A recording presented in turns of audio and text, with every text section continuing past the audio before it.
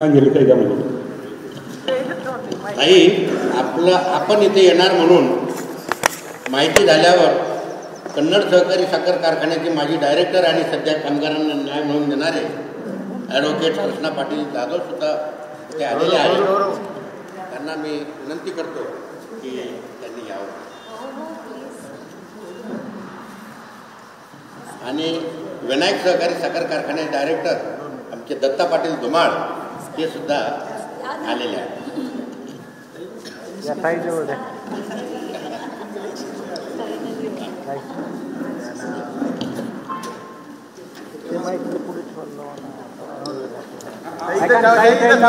Mic समोर करा, mic समोर करा, इथेच राहू द्या.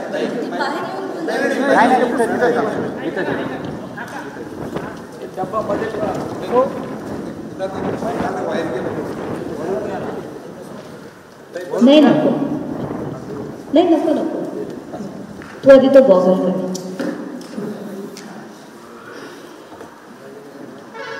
उपस्थित सगळ्या माझ्या भावांना माझा सप्रेम नमस्कार.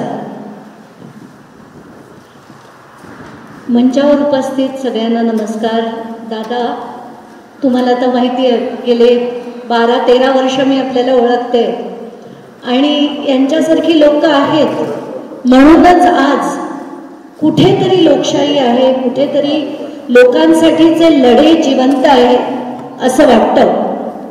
कारण आत्ताच्या घटकेला ना लूट लूट लूट आणि लूट, फक्त आणि फक्त लूट. सगळ्या यंत्रणा सडल्या आहेत. सगळे म्हणजे पोलीस आता इथे काही भाऊ बसलेत, पण खरं कोणासाठी असतात ते सामान्य नागरिकांसाठी असतात. काय दिसतंय आपल्याला आताच्या घटनेला, जे बीडला झालं, जालन्यात झालं, जे प्रत्येक ठिकाणी मी बघतेय, सगळीकडे मोठ्या प्रमाणात फक्त अन्याय होताना दिसतोय. सकाळी उठतात हे राजकारणी एका पक्षात असतात, दुपारपर्यंत भलत्या पक्षात गेलेले असतात, रात्री काहीतरी तिसरंच बोलतात. कुठेतरी या सगळ्यांवरनं आता जनतेचा विश्वास, मला नाही वाटत तुमच्यापैकी कोणाला विश्वास आहे की राजकारणी खरंच काम करतात म्हणून. एकाला तरी आहे का? आणि किती जणांना वाटतं की हे बिलकुल सगळे एका माळेचे मणी आहेत, असं किती जणांना वाटतं? सगळ्यांनाच. आता झालंय काय, एक एडीआर नावाची एक संस्था आहे, ADR association of democratic reform. या संस्थेचा आता एक रिपोर्ट आला आपल्या विधानसभा निवडणुकीनंतर, आणि त्या रिपोर्टमध्ये असं लिहिलंय की जी 288 माणसं आपण निवडून तिथे पाठवली आहेत, त्यापैकी 118 अशी लोक आहेत ज्यांच्यावर सगळ्यात सिरियस क्रिमिनल चार्जेस आहेत. म्हणजे मर्डर, अटेम्प्ट टू मर्डर आणि रेप यासारखे त्यांच्यावर चार्जेस आहेत. आणि दुःख या गोष्टीचं होतं की हे तिथे आत बसतात आणि आपल्यासाठी होतात. दुःख या गोष्टीचं होतं की काल आम्ही मंत्रालयात गेलो होतो, त्या बावनकुळेंबरोबर माझी बैठक होती म्हणून. तर जोपर्यंत पत्र येत नाही तोपर्यंत आपल्याला मंत्रालयाच्या बाहेर थांबावं लागतं, कारण ती 7 वाजताची बैठक होती आणि जो फोटो पास आपल्याला मिळतो त्याचा विंडो जो आहे तो 6 वाजता बंद होतो. म्हणून 7 वाजता आपल्यासारख्या सभ्य लोकांना बाहेर थांबावं लागतं. आणि ही जी गुन्हेगार प्रवृत्तीची माणसं आहेत त्यांच्या गाड्याच्या गाड्या आपल्या नजरेसमोर आत जातात. दुःख या गोष्टीचं होतं की IPS ऑफिसर्सना अशा लोकांना सलाम ठोकावे लागतात. दुःख या गोष्टीचं होतं की जेवढे जेवढे कामगार आहेत, आता तुम्ही मी कामगारांचं म्हणा, शेतकऱ्यांचं म्हणा, मुंबई पुणे मधल्या सामान्य लोकांचं म्हणा, इतकी त्यांची लूट चालली आहे. तुम्हाला मी मुंबईचं सांगते, जेवढी सामान्य लोक आहेत ना आपापल्या घरात कोट्यवधी रुपये खर्च करून घर घेतात आणि त्या घरांची 20 नंतर आता पडीक पडायला आल्यासारखी जी स्थिती आहे किंवा 30 वर्षानंतर बिल्डिंग जरी ठीक असलं तरी लोक ते BMC म्हणते किंवा TMC ठाणे म्युनिसिपल कॉर्पोरेशन ते म्हणतात की बाबा हे पडीक बिल्डिंग आहे म्हणून रात्रीच्या रात्री येऊन त्यांचे लाईट कापतात, त्यांचं गॅस कापतात, त्यांचं पाणी कापतात आणि जबरदस्तीने त्याला C1 बिल्डिंग डिक्लेअर करून बिल्डरच्या घशात घातलं जातं आणि ती लोक लढतायत कोर्टात केस केली, काही न्याय होत नाही, पोलिसांकडे जाऊन FIR होत नाही. कसं लढायचं लोकांनी? ही शहरातली माणसं. आता काल माझ्याकडे ते सगळे जे शेतकरी आले होते, तुम्ही बघितलं असेल टीव्हीवर, त्यांचा लुटणारा जो राजेंद्र घनवट नावाचा एक माणूस आहे, तो फक्त धनंजय मुंडेचा पार्टनर आहे म्हणून त्याला कोणी काहीही करू शकतो. तो ज्यांच्याकडे जायचंय, ज्यांना दमदाटी करायची आहे, कोणी त्यांच्यावर काही कारवाई करत नाही, कुठलाच पोलीस नाही करत. आणि त्यांनी शेतकऱ्यांकडनं काहींना तर 1 कोटीची जमीन 4 लाख मोबदला दिला आणि रफादफा केला.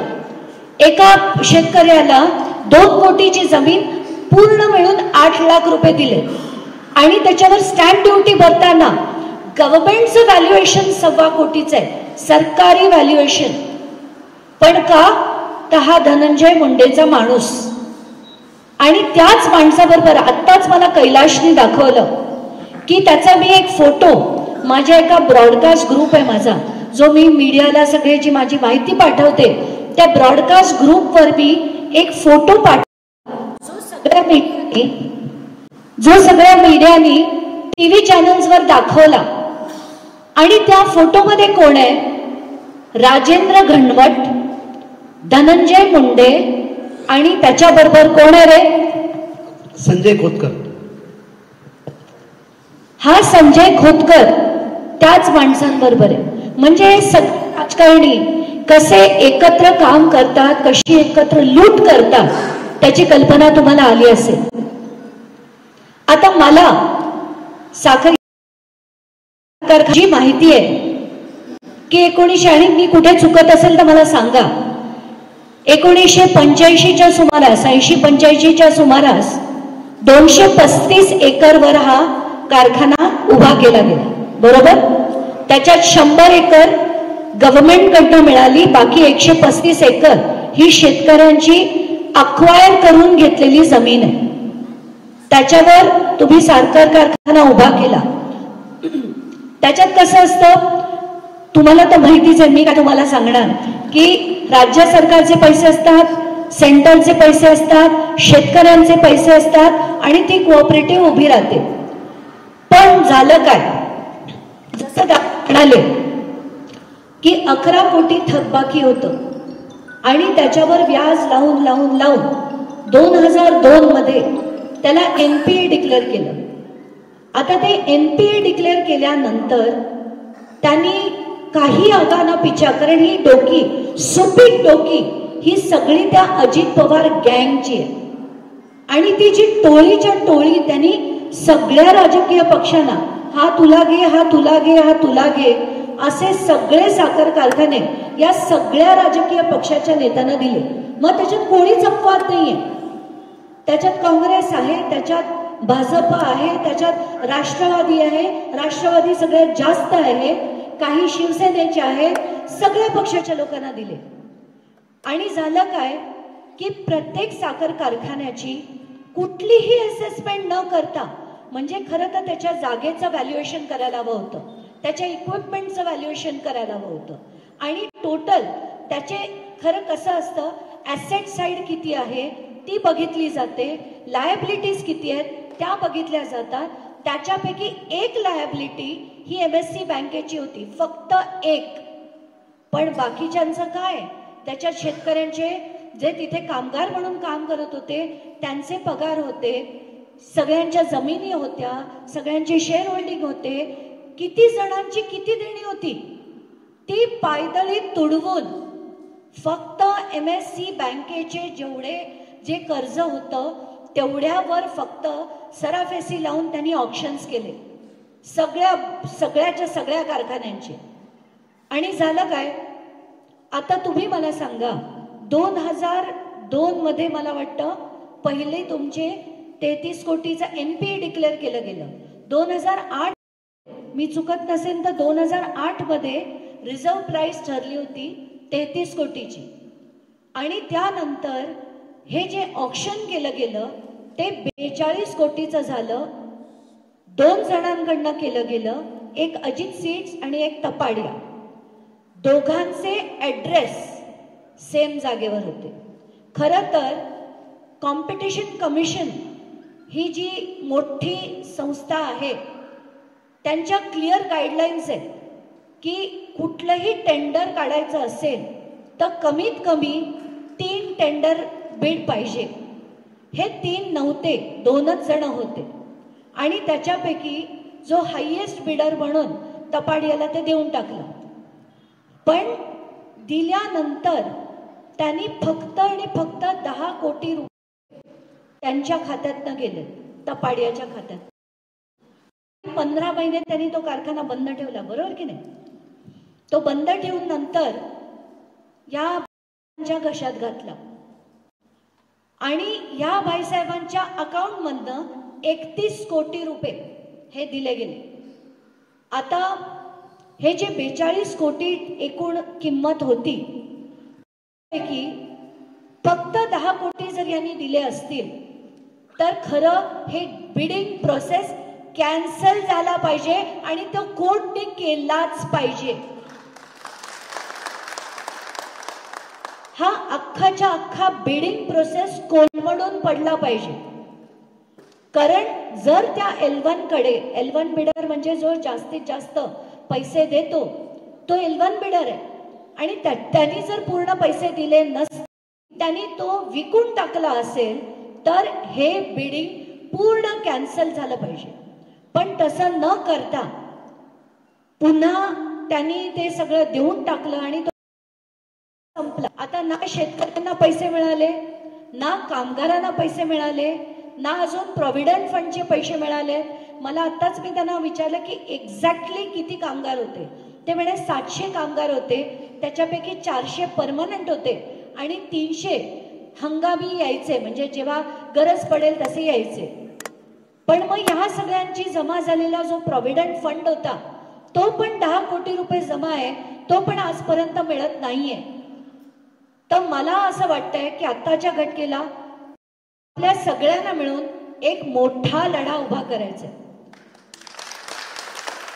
आणि ते करण्यासाठी मी आणि माझी सहकारी जी आहे रोशनी राऊत, आम्ही पूर्ण ताकदीने तुमच्या बरोबर उभं राहणार. ताकदीने कसं राहणार की तुम्ही आता केलेले जे पिटिशन्स आहेत त्याच्यात सुद्धा आम्ही सामाजिक कार्यकर्ते म्हणून तुमच्या पिटिशनमध्ये इंटरव्हीन करणार. अनेक गोष्टी ज्या तुमच्याकडनं कदाचित नसतील पण मला अमुक पद्धतीने त्या मांडायच्या असतील त्या मी तुमच्या पिटिशनमध्ये मांडेन. तुमच्या पिटिशनमध्ये मी इंटरव्हेन्शन करेन. नाही तर तातडीने मुख्यमंत्र्यांची भेट मागून सगळेच्या सगळे आपले जे आहेत लोक त्यांना घेऊन जाऊ, एक बैठक लावू, आपण या सगळ्या गोष्टी दाखवू. म्हणजे कामगारांचे मुद्दे दाखवू, कारखान्याचा मुद्दा दाखवू आणि आत्ताच येता येता मी जो रस्त्यात बघून आले, पिवळी लाईन तिकडनं आलेली आणि पिवळी लाईन इकडनं आलेली, कसा तो थेट रस्ता हा वळवून इकडण्यात आला की फक्त 70 कोटी रुपये पुन्हा या खोतकरांच्या घशात घालायचे. म्हणजे जितके त्यांनी खर्च केले त्याच्या दुपटीने पैसे फक्त 18 एकर मधनं त्या माणसाला मिळणार आहे. आणि हे कदापि आपण होऊ द्यायचं नाही. आता पहिला आपला कार्यक्रम असा असेल की लढून लढून लढून हे जे केलेलं जे पिवळी रेग आहे ना ती मिटवून टाकायची. आपल्याला ही रेग राहणार नाही. आता ती रेग जी आहे जो प्लॅन आधीचा होता, तिथूनच ती लाईन जाईल आणि इथून ही लाईन कुठल्याही परिस्थितीत आपण जाऊ द्यायची नाही. आता 20 तारखेपर्यंत फक्त मी नाहीये, 20 तारखेपर्यंत मी बाहेर आहे. 21 तारखेला आल्यापासनं आपण कामाला लागायचंय. 21 तारखेपासनं मी या सगळ्यांशी बोलेन आणि एप्रिलच्या एंडमध्ये पुन्हा मी इकडे येईन. पण तेव्हा तुम्ही सगळ्या शेतकऱ्यांना सांगायचंय की आपल्याला झाडून सगळ्यांच्या सह्या हव्या आहेत, झाडून आपल्याला सगळ्यांना लढायचंय आणि वेळ पडली तर तुम्हा सगळ्यांना मुंबईला यायचंय. त्या सडलेल्या आझाद मैदानात बसायला नाही. कारण ते आझाद मैदान मी सडलेलं का म्हणतेय, कारण तिथे आंदोलन करून करून माणूस कंटाळतो, पण तिथे कोणालाही न्याय मिळत नाही. ते कसं आहे माहितीये, तुम्ही या इथे पडा आणि आरडाओरडा करा आणि झालं तुमचा आरडाओरडा करून तुमच्या खिशातले पैसे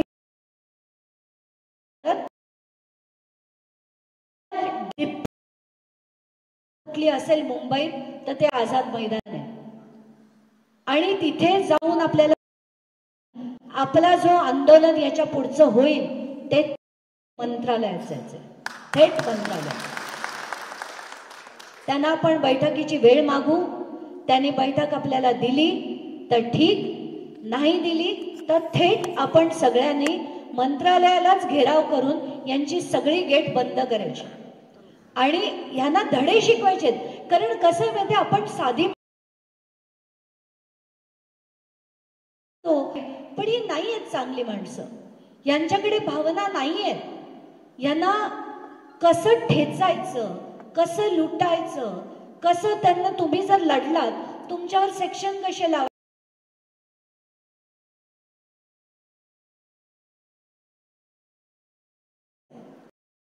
जे जे लढतात जिथे जिथे लढतात सगळ्यांवर केसेस टाकल्या जातात आणि बसलेले आहेत आपले PSI म्हणा, सिनियर PI म्हणा, DYSP म्हणा, सगळे यांच्या दिमतीला बसलेलेच आहेत.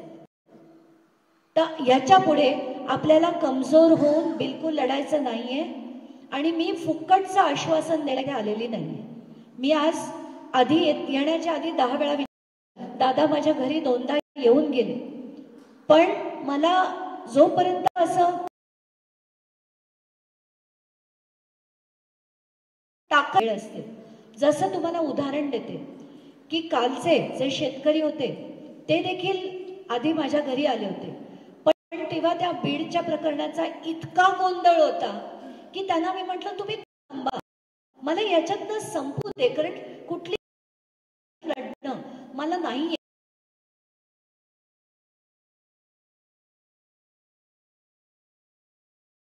तिथपर्यंत लढलो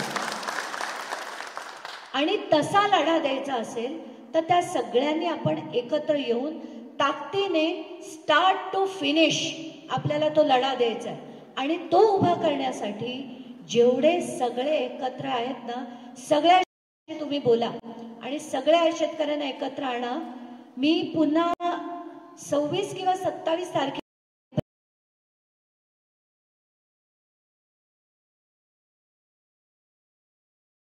आज मी इकडे येणार आहे, जालन्यात येणार आहे असं कळल्यावर पहिलं जे बुक केलं होतं ते कॅन्सल झालं, दुसरं बुक केलं ते कॅन्सल झालं. कॅन्सल झालं नाही, करण्यात आलं. आणि ते आताच जे आपल्याला मिळालंय नाव आलं नंतर जाहीर, म्हणजे आज आता इथे बोर्ड लागल्यावर कदाचित कळलं असेल. इतकी दहशत आपण महाराष्ट्रात केली आहे. आणि नाही, दहशत कशाची आहे आपली? आपली सत्याची लढाई आहे आपली. आणि त्यांना कल्पना आहे, मला वाटतं आज हे जे चक्री वादळ आलंय ते वादळ खोतकरांच्या घरावर नक्कीच गेलं असेल आणि ते नक्कीच जाणार. तुम्ही लिहून घ्या, याच्या पुढचा आपला लढा अतिशय तीव्र स्वरूपाचा करायचा आपल्याला.